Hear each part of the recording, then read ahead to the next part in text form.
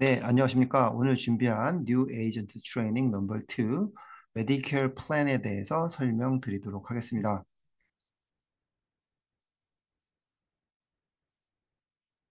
네, 지난 시간에 이어 그 지난 시간에는 메디케어 인트로덕션을 저희가 했고요. 기본적으로 메디케어란 무엇이고 그리고 또 시장성은 어떻게 되며 여기서 내가 에이전트로서 활약했을 때 어떤 기대 효과가 있는지 또 말씀을 드렸습니다. 그런데 오늘 말씀드릴 내용은 지난주에 가볍게 다뤘던 메디케어 그 플랜들 중에서 어떤 플랜들이 좋은지 그리고 그 설명을 한번 제가 쭉 드릴 거고요. 그리고 플로우를 한번 보시면 내가 이렇게 이런 고객을 만나면 이렇게 진행할 수 있겠구나라고 판단하실 수 있도록 그렇게 안내를 좀 해드리도록 하겠습니다. 디스클레이머 부분은 항상 있는 부분인데 저희가 열심히 만들었지만 내용에 있어서 실수가 있을 수 있음을 꼭 양지하셔서 확인 꼭 필요하신 경우 확인을 해 주셨으면 좋겠습니다. 네, 전반적으로 사실 다양한 케이스가 있을 수 있습니다. 메디케어를 진행을 하시다 보면. 그런데 그냥 오버롤하게 가장 제너럴하게 제가 간단하게 한번 말씀을 드리려고 이 표를 만들어 봤습니다. 첫 번째, 고객이 누구냐에 따라서 하시는 일련의 활동들이 좀 달라질 수 있는데요. 첫 번째로 가장 보편적인 경우가 이제 두 가지 경우가 있을 수 있는데 65세가 되시는 분, 65세가 이제 막 되시는 분들, 그런 분들을 생활하는 전후 3개월 해서 총 7개월 동안 이런 분들이 이제 첫 번째 가장 제너럴한 그런 경우가 될 수 있는데 이런 경우를 저희가 이제 IEP, Initial Enrollment Period에 이분들을 이제 가입시켜 드리는데 이런 그 커스터머 타입이 한 타입이 있을 수 있고요. 그리고 나머지는 이미 가지고 계신 뭐 그게 MAPD를 갖고 계시든 PDP를 갖고 계시든 메디갭을 가지고 계시든 상관없이 1년에 한 번씩 리뉴얼을 하시게 되는데 이외의 모든 경우를 그냥 리뉴얼이라고 저희는 얘기를 할게요. 연령대를 딱히 지정하지 않고 그리고 이렇게 진행을 했을 때 이 리뉴얼을 할 때 리뉴얼할 수 있는 기간들이 정해져 있는데 메디갭 같은 경우는 사실 특별한 기간이 필요 없어요. 그렇기 때문에 메디캡은 여기서 좀 열외로 하고요. MAPD나 PDP 이 두 가지는 AEP라고 불리는 매년 10월 15일부터 12월 7일 두 달 남짓 기간 동안에 이 기간을 저희가 Annual Enrollment Period라고 부르는데 이거는 이제 매년 이때 리뉴를 누구나 하실 수 있고요. 그리고 OEP라는 기간이 또 연초에 1월부터 3월 31일까지 진행이 되고 SEP는 특별한 어떤 조건을 충족하는 경우에 한해서 연중 아무 때나 진행이 됩니다. 이렇게 해서 리뉴얼을 하시게 되는데 리뉴얼 같은 경우는 방금 말씀드린 것처럼 화살표를 보시면 그냥 메디케어 플랜으로 그 해당 기간에 해당이 되시는 분들은 가입이 가능하신데 처음에 하시는 분들 65세가 막 돼서 하시는 분들은 바로 메디케어 플랜에 그 가입하시는 걸 도와드릴 수가 없고요. 이런 메디케어 플랜, MAPD나 PDP나 메디갭 혹은 메디케어 서플리먼트를 하시기 이전에 반드시 오리지널 메디케어라는 걸 가입을 하셔야 돼요. 지난주에도 말씀드렸지만 오리지널 메디케어는 미국 정부에서 CMS라는 기관을 통해서 그리고 또 소셜 오피스를 통해서 관리하고 가입시키는 그런 메디케어가 되겠습니다. 그래서 그 안에는 파트 A와 B가 있는데 65세가 되시는 분들 같은 경우는 반드시 오리지널 메디케어를 먼저 신청하셔야 돼요. 그렇게 한 이후에 저희 에이전트가 판매하는 메디케어 플랜들에 가입이 가능하세요. 그래서 일반적으로 내가 고객을 만나면 이런 플로우로 흐르겠구나라고 이해를 하시기 좋게끔 하려고 이 표를 하나 만들었고요. 자, 그러면 앞서 말씀드린 대로 오늘은 조금 디테일하게 말씀을 드릴 겁니다. 우선적으로 말씀드릴 거는 네, 65세가 막 되신 분들 중에 SSA.gov에 어카운트가 없고 어카운트가 없고 그리고 메디케어 파트 A, B도 아직 신청하시기 전인 분들 이런 분들을 만났을 때 어떻게 도와드리면 좋을지 저희가 설명을 드리도록 하겠습니다. 네, 먼저 메디케어 오리지널 메디케어 AMP는 ssa.gov라는 Social Security Administration.government이죠. 여기서 운영하는 사이트에서 먼저 어카운트를 만드시고 온라인으로 신청이 가능하세요. 물론 오프라인, 그러니까 결국은 소셜 오피스를 찾아가셔서 하실 수도 있어요. 하지만 요즘 그 소셜 오피스에 워크인을 해서 바로 업무를 처리하실 수 없고 반드시 전화를 해서 약속을 잡고 가셔야 되기 때문에 상당히 시간도 오래 걸리고 번거로우세요. 그래서 아주 특별한 경우가 아니라면 웬만하면 다 온라인으로 가입을 시켜드리는 게 고객도 좋고 에이전트도 편합니다. 그러면 먼저 파트 A, B를 신청하기에 앞서서 해야 하는 일은 ssa.gov에 가셔서 먼저 고객 어카운트를 만드시는 일이세요. ssa.gov에 어카운트를 만들려면 고객의 이메일 주소 그리고 핸드폰이 필요하세요. 고객의 이메일 주소는 그냥 이메일 주소만 있으면 되는 게 아니고 고객이 그 해당 이메일 주소의 어카운트에 접속을 하셔서 이메일을 확인하실 수 있어야 돼요.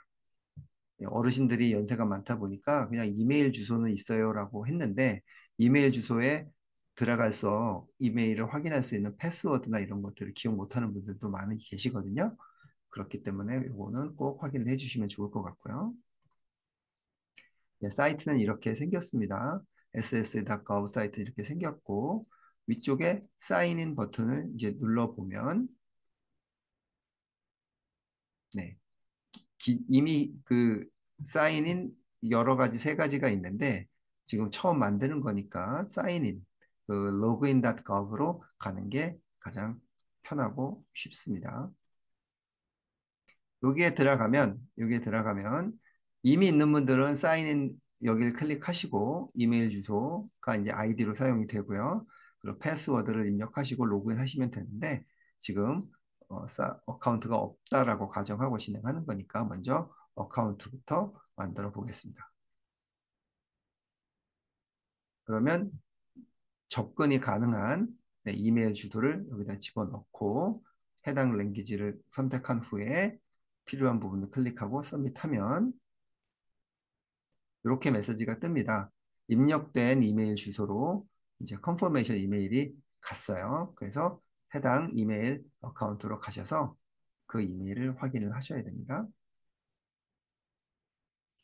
보통 그 고객들이 이제 셀폰을 갖고 오셨다는 가정하에 고객 그 이메일로 들어가서 이메일을 확인을 하면 이렇게 되어 있어요. 고객이 받으신 이메일이 이렇게 생겼습니다. 그래서 여기 confirm email address를 클릭을 해 주시고요. 지금 보시는 화면은 고객의 셀폰을 통해서 확인하시는 고객 이메일입니다. 네, 그렇게 되면 아직도 고객 셀폰이에요. 그래서 패스워드를 지정하라고 합니다. 그럼 패스워드를 지정해 주시고요. 패스워드를 지정하게 되면 이제 여러 가지 뭔가 설정해야 되는 그런 화면으로 넘어가는데 아직도 고객 셀폰입니다. 이 고객 셀폰에서는 크기도 크지 않고 그리고 고객과 같이 보기도 불편하기 때문에 일단 이 화면까지 가면 여기서는 이제 중지를 하시고 다시 에이전트 본인의 컴퓨터로 돌아오셔서 진행을 하시는 게 편리하세요. 그러면 다시 네, 그 securelogin.gov로 가셨거나 아니면 백 버튼을 이용하셔서 이 화면으로 다시 가십니다. 저희가 방금 고객 핸드폰에서 고객 이메일 주소를 통해서 패스워드를 지정했죠. 그러면 이메일 주소와 방금 설정한 패스워드를 입력을 하게 됩니다. 그러면 매번 고객의 ssa.gov 사이트에 어카운트에 접속을 하게 되면 그쪽에서 코드를 계속 보내줘요. 이제 한 번 더 체크하는 거죠. 그럴 때 뭐 다양한 방법이 있겠으나 네, 전화기를 갖고 계시기 때문에 텍스트로 받는 게 가장 편하니까 텍스트를 설정을 하고요. 그리고 진행을 합니다. 그러면 전화번호를 집어넣고 그다음에 텍스트 메시지로 설정한 후에 샌드 코드 하면 고객 전화로 네, 10분 안에 온다는데 뭐 보통 바로 옵니다. 그렇게 해서 코드로 전화기 고객 그 텍스트로 온 그 코드를 여기다 입력하고 서밋하게 되면 네, 그러면 네, 셋업이 됐고요. 그리고 또 다른 뭐 세컨 메서드업에서 백업을 하겠냐라고 물어보는데 예, 이거는 하지 않고 그냥 스킵하도록 합니다. 네, 이렇게 되면 네, 어카운트 이메일 확인까지 됐고 SSA의 어카운트를 이제 거의 다 만드시게 됐어요. 그래서 어그리 앤 컨티뉴 하시고 그렇게 되면 여기서 물어봅니다.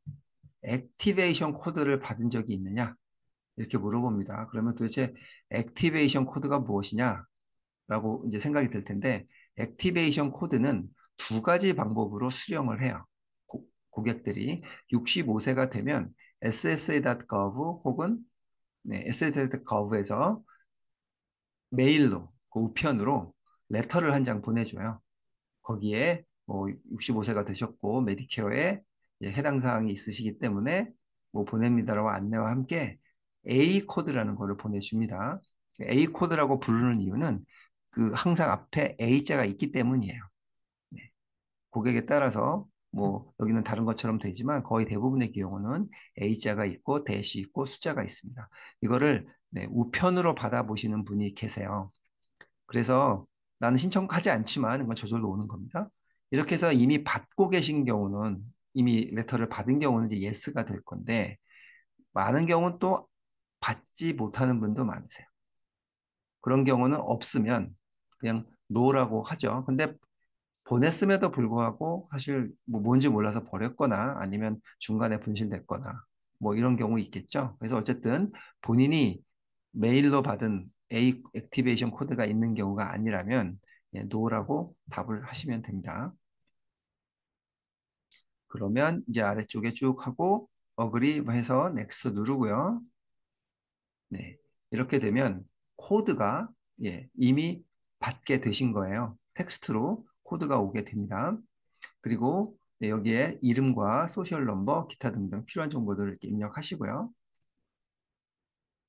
근데 이제 간혹 에러가 나는 경우가 있어요. 입력하다 보면 뭐 타이포가 있다든가 그쪽에서 원하는 방식이 아닌 형식이 아닌 다른 뭐 대시를 넣어야 되는데 안 넣었다거나 안 넣어야 되는데 넣었다거나 뭐 이런 경우들이 더러 있을 수 있습니다. 그러면 더블 체크를 한번 해 보시고요. 아무리 봐도 잘못된 부분이 없는데 계속 에러가 나온다. 이렇게 되면 할 수 없이 소셜 시큐리티 센터에 전화를 해서 도움을 받으셔야 됩니다. 자, 이렇게 해서 이제 필요 정보들을 다 집어 넣고 텍스트 메시지로 보내주세요 라고 하면 되는데 여기 이제 메일, 마이 액티베이션 코드라고 되는데 이거는 안 하시는 게 좋습니다. 메일로 받으시면 시간도 오래 걸리고 그리고 네, 또 중간에 분실하실 수도 있기 때문에 예, 텍스트를 하면 바로 받으실 수 있습니다. 그러면 이제 고객 전화기로 네, A 코드가 오게 될 텐데 간혹 여기서 이 페이지에서 이게 보이지 않고 메일로 보내겠다라고 그렇게 되는 고객들이 한 열에 한 명 정도 있으세요. 드물긴 하지만 네, 그렇게 텍스트로 바로 안 주고 메일로 보내겠다 A 코드를 그렇게 하는 경우도 있습니다. 그래서 만약 그런 경우가 생기면 뭐 당황하실 필요 없이 네, 아 그렇구나 그런 경우가 분명히 있습니다. 그렇게 해서 그러면 고객한테 나중에 A 코드 우편으로 받으시면 저한테 연락하셔서 다시 약속하고 진행하겠습니다. 이렇게 안내하시면 됩니다. 그래서 텍스트로 받은 코드를 여기다 입력하고 액티베이션 코드를 서밋하면 네, 이렇게 이제 진행이 될 거고요. 넥스트 하시고 어그리 하시고 넥스트 하시고 자, 이렇게 되면 finally 이제 소셜 그 시큐리티 사이트에 어카운트를 만드셨고 그리고 로그인을 한 상황이 됩니다. 이렇게 로그인해서 보시면 본인의 다양한 부분들이 확인이 가능하세요. 특히나 소셜 베네핏 관련해서. 그리고 그 파트 A를 무료로 가입하시려면 포리 크레딧이 필요하다라고 지난주에 말씀드렸는데 본인이 포리 크레딧이 다 되어 있는지 아니면 이보다 모자라서 30 something인지 20 something인지도 ssa.gov 안에 들어가면 확인이 가능하세요. 자, 이렇게 성공적으로 어카운트를 만드셨다면 이제 오리지널 메디케어인 A, B를 신청을 하셔야 합니다. 온라인으로. 근데 신청하실 때 필요한 그 기초 서류들이 있어요. 일단 드라이버 라이센스가 있으시면 좋고요. 드라이버 라이센스에 드라이버 라이센스 넘버가 필요한 건 아닌데 어떤 리걸 네임을 사용하시는지 그리고 생년월일이 언제신지 그리고 현재 거주지 주소가 어떻게 되는지를 확인하려고 드라이버 라이센스를 꼭 고객한테 가지고 오셔라 라고 말씀드리면 좋을 것 같고요. 그리고 앞서 말씀드린 대로 이메일 주소와 셀폰 꼭 지참하시도록 말씀하시고 그리고 경우에 따라서는 소셜 스키리티 카드도 필요합니다. 왜냐하면 본인의 이름이 한국 분들 같은 경우는 이제 미들 네임이 뭐 스페이스가 있거나 아니면 대쉬가 있거나 뭐 이런 경우들이 있는데 네, 소셜 스큐리티 카드에 어떻게 내 이름이 기재가 되어 있는지가 반드시 드라이버 라이센스에 기재되어 있는 이름과 동일하지 않는 경우들이 있습니다. 그렇기 때문에 소셜 스큐리티 카드를 꼭 지참하시도록 하면 저기 메디케어 애플리케이션 작성하실 때 드라이버 라이센스에 있는 이름보다는 소셜 스큐리티 카드에 기재되어 있는 이름 그대로 입력을 하시는 게 좋기 때문에 지참을 부탁드리면 좋을 것 같습니다. 그리고 그린카드 혹은 시티즌십 카드 그 서티피켓을 지참하시도록 안내를 해 주시고요. 그리고 그 시티즌십을 그 서티피켓을 보면 거기에 데이트 오브 시티즌십 그러니까 그 시민권을 취득한 일자가 거기에 나와 있는데 그 일자를 파트 A, B 애플리케이션 작성할 때 요구를 해요.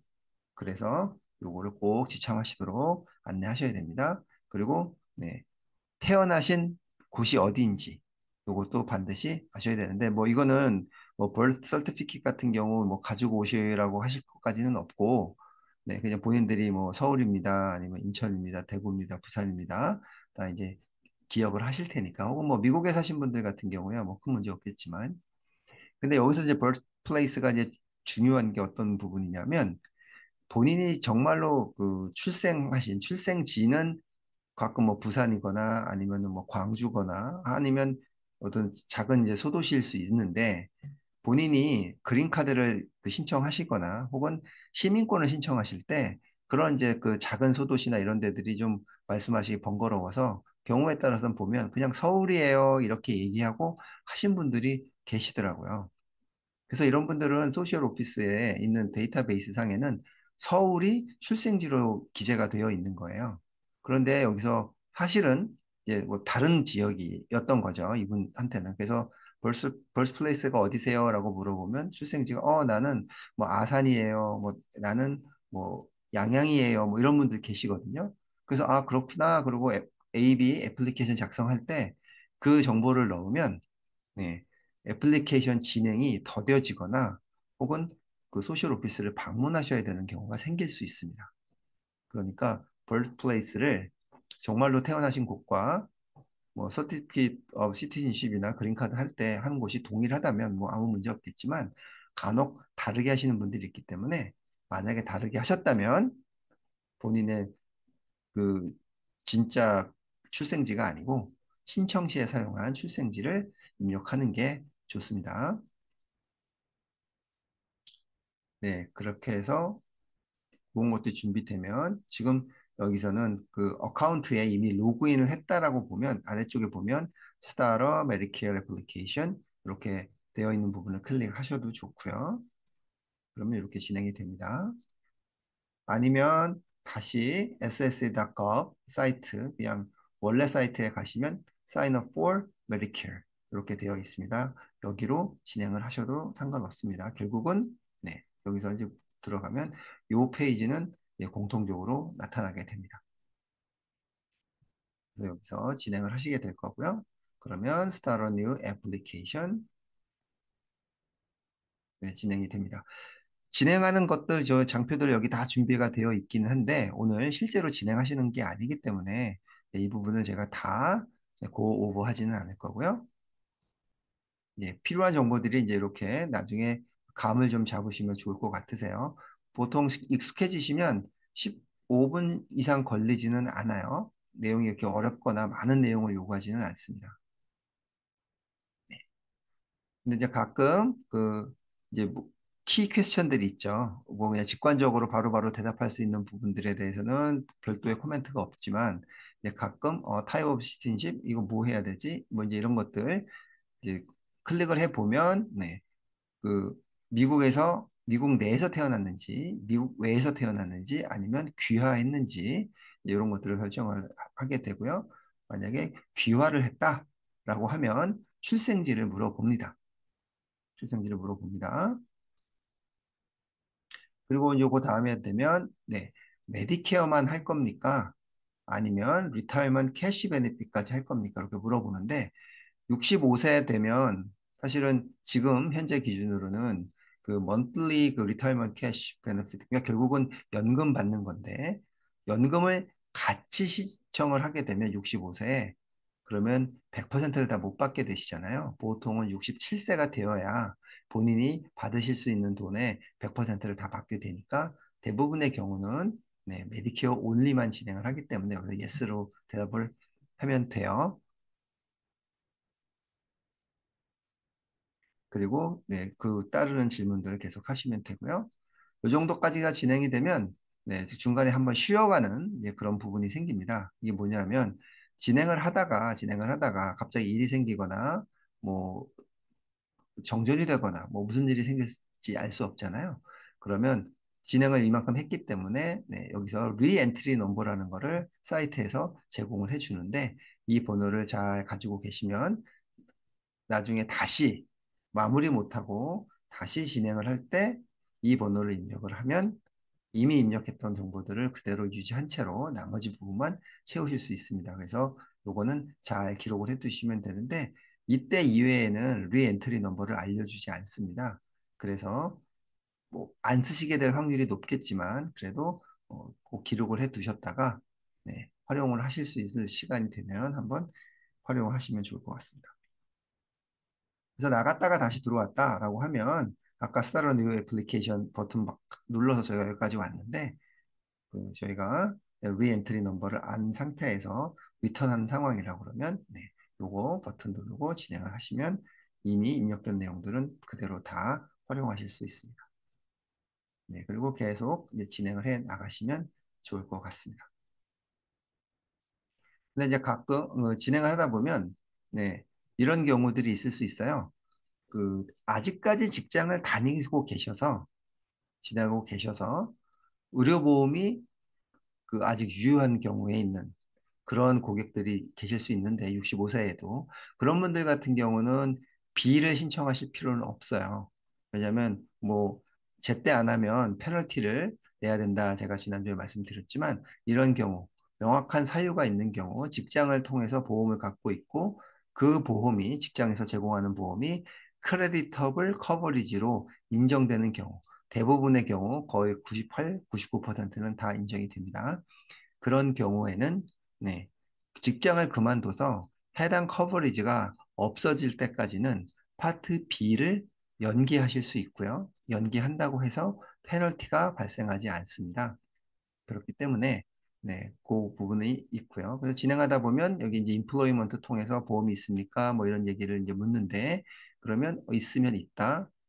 네, 그렇게 답을 해주시고 진행을 하다 보면 뭐 언제부터 언제까지 뭐 이런 날짜들이 있는데 그 날짜들은 네, 그냥 베스트 게스를 하면 되고요. 정확할 필요는 없습니다. 그리고 이제 끝쪽에 거의 다 마무리가 됐고요. 그리고 나중에 이제 리뷰를 하시고 아래쪽에 클릭해서 서밋 하시게 되면 네, 파트 A, B 애플리케이션을 작성이 완료하신 거고요. 그리고 서밋까지 완료한 상태가 됩니다. 그러면 최종적으로 네, 네, 컨퍼메이션 넘버가 나오고 보통 요 정보는 네, 프린트를 하셔서 본인, 에이전트 본인 기록으로 갖고 계시고, 그리고 또 고객에게도 한 장 프린트해서 드리면 네, 고객이 갖고 가시면 좋을 것 같아요. 그래서 던 하시면 될 것 같습니다. 여기까지 마무리되면 이런 이메일이 고객한테 갑니다. 네, 고객한테 요 이메일이 가요. 그래서 이만저만하고 네, 30일 내에 레터를 받게 된다. 뭐 이제 이런 내용이 있습니다. 보통 신청하고 나면 얼마나 걸립니까? 이제 고객들이 많이 물어보세요. 그러면 카드 받을 때까지 오리지널 메디케어 파트 A, B 카드 받을 때까지 별 이상이 없으면 한 달 정도 소요됩니다. 이렇게 안내를 해 드리면 좋겠습니다. 또 제가 아까 이미 말씀드리긴 했는데 작년까지만 하더라도 소셜 오피스에 볼 일이 있으시면 그냥 워크인 해서 줄 서서 기다리시면 바로 네, 서비스를 받으실 수 있었는데 올해 1월 1일부터는 이제 무턱대고 가셔서 나 좀 뭐 부탁이 있어요, 질문 있어요 하시면 네, 안 됩니다. 그래서 용무가 있으신 경우에는 반드시 여기에 나와 있는 전화번호로 전화를 하셔서 예약을 하시고 그리고 방문을 하셔야 되는데 제가 그 최근에 들은 이야기로는 해당 번호 1800-772-1213 이 번호가 이제 소셜 오피스 번호인데 전화를 하면 보통 2시간은 네, 계속 홀드하고 계셔야 된대요. 너무 전화가 많이 와서 오래 걸린다고 합니다. 그래서 그나마 조금 빨리 하시려면 네, 8시에 바로 오피스 문 열자마자 전화하시면 네, 대기 시간이 네, 많이 줄일 수 있다고 하고요. 조금 늦어지면 늦어질수록 대기 시간이 길어진다고 하니 혹시 전화하실 일이 있다 그러면 참조하시기 바랍니다. 네, 지금까지 오리지널 메디케어를 어디서 어떻게 신청하는지에 대해서 말씀을 드렸습니다. 오리지널 메디케어 같은 경우는 지난주에 커버리지가 어떻게 되고까지 말씀을 드려서 네, 제가 다시 한번 말씀드리지는 않았지만 지난주에 메디케어 어드밴티지 플랜에 대해서 이런 게 있고 뭐 약도 보험이 커버가 되고 합니다라고 말씀을 드렸지만 자세하게 설명드리진 않았어요. 그래서 메디케어 어드밴티지 플랜에 대해서 설명을 조금 자세하게 드려보도록 하겠습니다. 결국 메디케어 어드밴티지 플랜이 브로커들이 가장 많이 파는 플랜이고요. 판매하는 플랜이고 그리고 고객에게 네, 많은 경우 대다수의 고객에게 가장 베네피셜한 그런 플랜이 되겠습니다. 네, 그러면 그 메디케어 어드밴티지 플랜이 어떤 거인지 좀 보면 일단은 개인 회사, 그러니까 프라이빗 컴퍼니에서 제공하는 플랜이에요. 예, AB 오리지널 메디케어는 나라에서 미국 정부에서 해주는 거지만 네, 메디케어 어드밴티지 플랜은 네, 프라이빗 컴퍼니에서 제공을 하는 플랜이고요. 커버리지 같은 경우는 네, A, B가 커버하는 거로 거의 다 커버를 하고 이외에 추가적으로 더 커버를 하고요. 그리고 A가 커버하고 B가 커버해서 모자라는 부분도 네, 어드밴티지 플랜이 커버를 해 줍니다. 그리고 약보험이 포함이 되어 있어요. 그래서 메디케어 어드밴티지 플랜에 가입을 하시면 별도의 약보험을 가입하지 않으셔도 상관없고요. 페널티도 부과되지 않습니다. 그리고 이제 부가적인 베네핏들이 좀 있는데 여기 예로 나와 있는 것처럼 뭐 운동하시는 거 그리고 OTC라고 부르는 네, 오버 더 카운터 아이템 뭐 비타민 혹은 반창고, 뭐 치약, 칫솔 등 이런 부분들도 어드밴티지 플랜에 가입하시면 네, 무료로 받으실 수 있는 예, 그런 베네핏이 있습니다. 하지만 네트워크가 좀 있어요. HMO 플랜, 뭐 PPO 플랜 등등 그렇기 때문에 네트워크에 대한 부분을 좀 신경을 쓰셔야 될 필요가 있고요. 그리고 코스트도 네, 있습니다.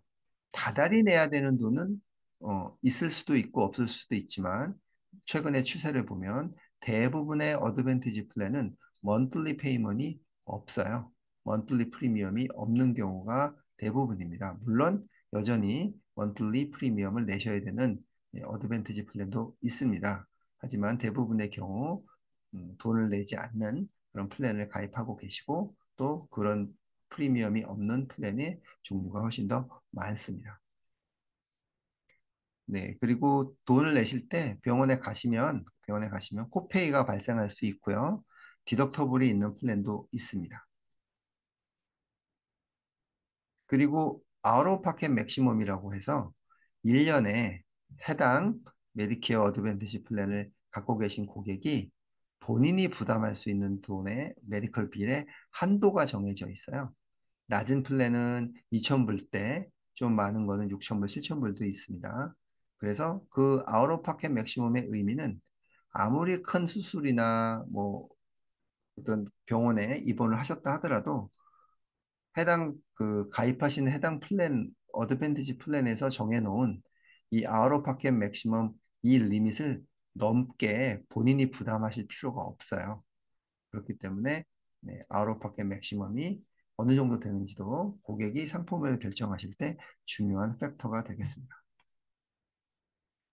조금 좀 도식적으로 보여드리면 네, 어드밴티지 플랜, 그 다음에 서플리먼 플랜, 오리지널 메디케어 플랜 이렇게 되어 있는데 네, 오리지널 메디케어 플랜이 하는 것들은 이 어드밴티지 플랜도 다 다 커버가 된다고 말씀을 드렸고, 오리지널 메디케어가 커버가 되지 않는, 네, 약보험, 그리고 비전, 그 다음에 히어링, 그리고 치과, 그리고 1년에 그 마을업 파켓 맥시멈 있어서 그 이상은 돈을 내지 않는 베네핏, 그리고 경우에 따라선 내가 어디 닥터를 만난다거나 아니면 뭐 교회를 간다거나 병원을 간다거나 이런 거에 있어서 플랜에 따라서 무료로 네, 교통수단을 제공하는 그런 베네핏들이 메디케어 어드밴티지 플랜을 통해서 고객들이 받으실 수 있는 혜택이 되겠습니다. 아까 말씀드린 것처럼 네트워크가 좀 있다, 뭐 이런 말씀을 드렸는데 결국 플랜의 종류가 메디케어 어드밴티지에는 플랜의 종류가 여러 가지가 있는데 지금 보시는 것처럼 HMO라는 그런 플랜이 있고요. PPO 플랜, PFFS, SMP, MSA, HMO, POS 뭐 이렇게 쭉 되어 있는데 일단 HMO 플랜 같은 경우는 뭐 잘 아시는 것처럼 네트워크가 정해져 있고요. 네트워크 안에서 주치의를 지정을 하고 해당 주치의의 레퍼럴을 받아서 다른 스페셜 닥터를 네트워크 안에서 보시는 플랜이 HMO 플랜입니다. 가격은 메디컬 빌은 가장 낮은 그런 플랜이지만 일단 네트워크에 제한이 있다는 점이 좀 단점일 수 있고요. PPO란 플랜은 네트워크가 있긴 하지만 네트워크 밖에 있는 닥터도 만나실 수 있습니다. 하지만 네트워크 안에 있는 닥터를 만날 때 부담하셔야 되는 의료 비용과 네트워크 외에 있는 밖에 있는 메디컬 프로바이더를 만났을 때 부담하셔야 되는 의료비는 차이가 있고요. 밖에 있는 닥터를 만날 수는 있지만 의료 비용을 더 부담을 하셔야 됩니다. 그리고 PFFS라는 플랜 뭐 많지는 않은데 경우에 따라서 습니다 그러니까 이 플랜 그러니까 이게 어떤 개념이냐면 뭐 네트워크가 아니고 메디케어를 받는 메디케어를 받는 닥터에 가서 치료를 받으시면 그 해당 닥터가 나는 이런 플랜을 갖고 오는 사람들은 네트워크에 들어있지 않아도 나는 이런 플랜을 갖고 오는 사람들은 치료를 해주고 내가 그 보험회사에게 비를링을 할 거야. 그리고 리임버스를 받을 거야. 라고 어그리를 한 그런 프로바이더들한테는 요 플랜을 사용할 수가 있는데 사실 많지 않기 때문에 아마 직접적인 판매로 이어지는 경우는 거의 없을 겁니다. 스페셜 리즈 플랜, 그래서 저희가 뭐 DSMP 플랜이라고 하고, 듀얼, 그 스페셜 리즈 플랜이라고 하고, 혹은 크로니컬 스페셜 리즈 플랜, CSMP, 뭐 이렇게 두 종류, 그 ISP라고 또 어딘가 시설 같은 데에 이렇게 장기간 이제 요양이나 뭐 입원하고 계신 분들 같은 경우, 그래서 ISMP, CSMP, DSMP, 뭐 이렇게 한 세 종류가 있는데 저희가 이제 그냥 그걸 통칭해서 스페셜 니즈 플랜이라고 하고요. 저희가 판매하는 그 주로 판매하는 플랜은 듀얼 스페셜 니즈 플랜이라고 합니다. 듀얼 스페셜 니즈 플랜은 65세 이상인 분이고 메디케어와 메디케이드를 동시에 갖고 있는 분들, 이런 분들 같은 경우가 DSMP에 해당하는 분이고요. CSMP는 여기에 본문에 나와 있는 것처럼 어떤 뭐 신부전증을 앓고 계신다거나 당뇨 등 그래서 장기간으로 특정 질병으로 오랫동안 크로니컬하게 만성적으로 갖고 있는 분들이 가입할 수 있는 CSMP라는 플랜도 있습니다. 그리고 메디컬 세이빙 어카운트 MSA죠. 이 MSA랑 같이 연동이 되는 그런 플랜도 있는데 이런 플랜도 거의 네, 판매하실 일은 없으실 거예요. 그리고 마지막으로 그 플랜에 따라서 HMO긴 한데 POS라고 붙어서 Point of Service 이런 플랜들이 있습니다. 이건 하이브리드 HMO인데 뭐 PPO까지는 아니어도 HMO와 그 PPO 사이에 있는 그런 플랜이라고 보시면 되는데 음, 제한적이긴 하나 HMO 네트워크 외에 있는 닥터들을 만나실 수 있는 플랜입니다. 네, 그래서 지금 어드밴티지 플랜에 대해서도 지금 간략하게 하지만 조금 상세하게 말씀을 드렸습니다. 그래서 어드밴티지 플랜이 메디케어 오리지널, 그러니까 오리지널 메디케어 플랜이랑 어떻게 다른지 이해를 하시는데 도움이 되셨으면 좋겠습니다. 그렇다 그러면 이제 또 하나 저희가 판매할 수 있는 또 다른 플랜이 네, 뭐 현재 어드밴티지 플랜 이외에 메디케어 서플리먼이라는 게 있고요. 그리고 PDP라고 불리는 프리스크립션 주력 플랜이 있습니다. 프리스크립션 주력 플랜은 네, 아까 어드밴티지 플랜을 팔면 네, 크게 문제가 되지 더 이상 가입하실 필요가 없기 때문에 여기서 따로 말씀드리지 않았고요. 그러면 메디케어 서플리먼을 네, 가입하려면 반드시 PDP 플랜을 가입을 하셔야 돼요. 네, PDP 플랜이 있는 사람만 메디케어 서플리먼이 가입이 가능합니다. 메디케어 서플리먼 플랜은 메디케어 어드밴티지 플랜이 있으면 가입을 못 하세요. 네. 그래서 어드밴티지 플랜과 메디케어 서플리먼은 같이 가입이 불가합니다. 그 메디케어 서플리먼에 가입이 되어 있다라고 고객이 말씀을 하시면 그분은 어드밴티지 플랜을 가입할 수 없기 때문에 반드시 파트 D 프리스크립션 주력 플랜을 가지고 계시는구나 이렇게 이해를 하시면 됩니다. 그러면 서플리먼 플랜이 어떤 것인지 설명을 드리도록 하겠습니다. 네, 서플리먼 플랜은 뭐 똑같이 헬스 인슈런스 플랜인데 A, B를 모두 갖고 있는 분만 가입이 가능하세요. 여기 보시면 아시겠지만 주력 플랜은 포함이 되어 있지 않기 때문에 어드밴티지 플랜과 그게 가장 큰 다른 점이 되겠죠. 예. 그래서 누차 말씀드립니다만 메디케어 서플리먼을 가입하려면 반드시 파트 D 프리스크립션 주력 플랜을 같이 가입을 하셔야 됩니다.